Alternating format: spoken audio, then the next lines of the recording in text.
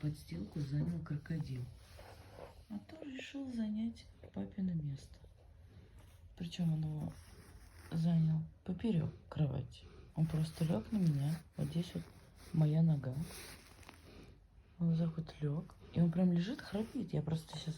Ну, обычно, знаете, они, когда так спят, они как-то поверхностный сон. Ну, когда там на кровати.